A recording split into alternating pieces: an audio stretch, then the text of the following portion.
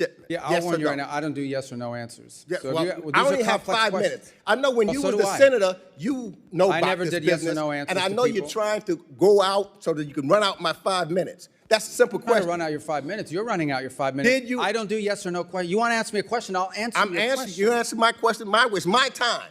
Did you?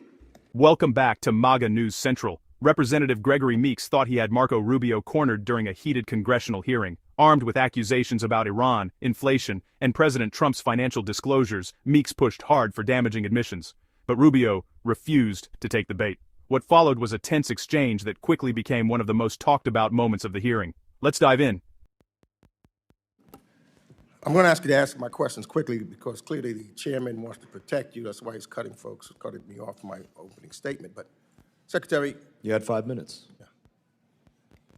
Secretary, you have the honor of serving both the acting National Security Advisor and Secretary of State.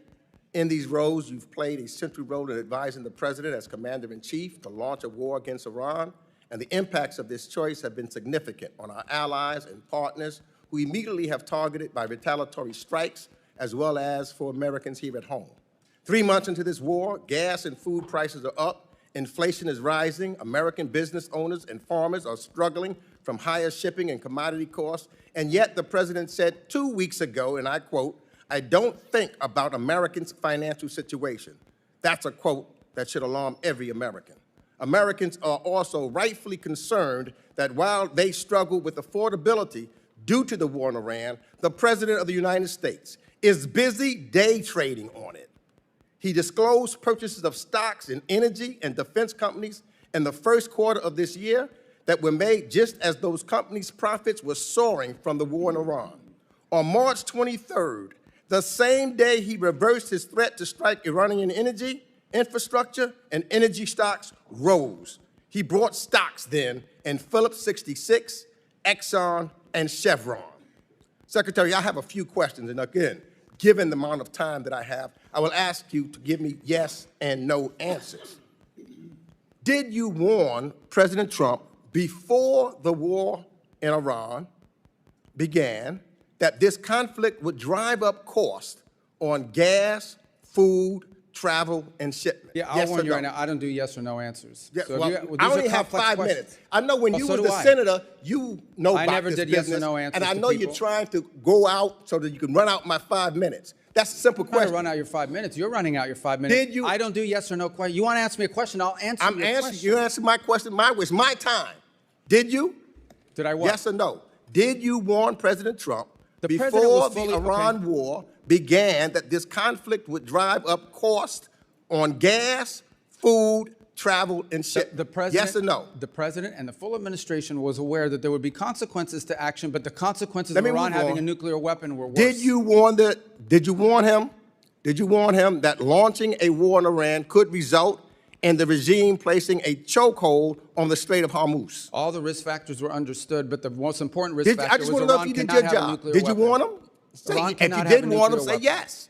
It's simple. Everyone was aware of what Iran might Did you do in warn him? retaliation. I'm asking you a second. Did you Everyone warn him? was aware. Don't of want to what answer that. Let Iran me ask would you the do. next question. But the worst part Did is that you they warn can't the have a president that launching U.S. strikes against Iran would result in retaliatory attacks on U.S. allies, partners, and Americans living or working in the Middle East? Everyone yes understood or what no? Iran would do in response. Did you warn them? We were prepared for any response that You they warn- came out with. Okay. We knew it. Just want to make sure. But they can't have a nuclear So weapon. you're saying you warned them?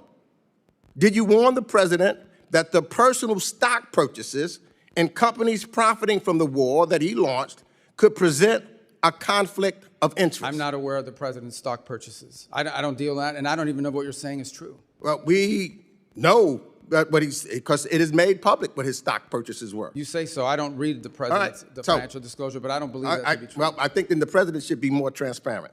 Secretary Rubio, because these are basic questions that I'm asking you, and to be transparent with the American people. This is what this is all about, the transparency. So, for example, when you go and look at some of your statements that you made in regards to Cuba, I only have 58 seconds left, and I'd love to get it, but you talked about Gaisa It was controlling the military and what's taking place there, and that they had the opportunity to benefit while the Cuban people are suffering. So what we're seeing here now, the one person that's benefited from this war by his purchase of stocks, him and his friends, they have made billions of dollars while the American people are suffering. You've accused, and I agree, with reference to some folks, what they're doing in Cuba and how they're making money while people suffer. That's what's taking place in the United States of America. The Trump administration and his friends are making billions of dollars while the American people suffer. The fireworks started immediately. Meeks opened by accusing the hearing chairman of protecting Rubio and limiting his ability to question the secretary. From there, he launched directly into criticism of the administration's Iran policy. According to Meeks, the conflict had contributed to rising costs for American families, including higher fuel prices, shipping expenses, and inflationary pressures. But Meeks wasn't interested in lengthy explanations. Instead, he repeatedly demanded simple yes or no answers from Rubio. The strategy was obvious: keep the questions short, force Rubio into a headline-making response, create a political soundbite. But Rubio had other plans. As the questioning intensified, Rubio made it clear he wasn't going to reduce major foreign policy decisions to one-word answers. Each time Meeks demanded a yes or no response, Rubio pushed back and attempted to provide context. Rubio's argument remained consistent throughout the exchange. The administration understood there were risks associated with confronting Iran, but allowing a hostile regime to become even more dangerous carried far greater consequences. The more Meeks pressed, the more Rubio emphasized the broader national security picture.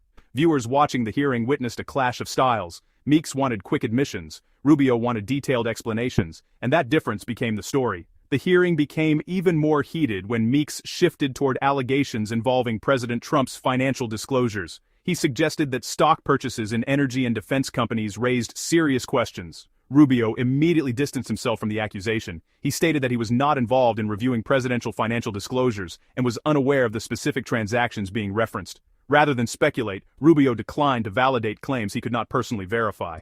That answer appeared to frustrate Meeks as time continued to tick away. With only minutes remaining, the exchange became increasingly combative. Yet Rubio remained calm and continued defending the administration's overall policies.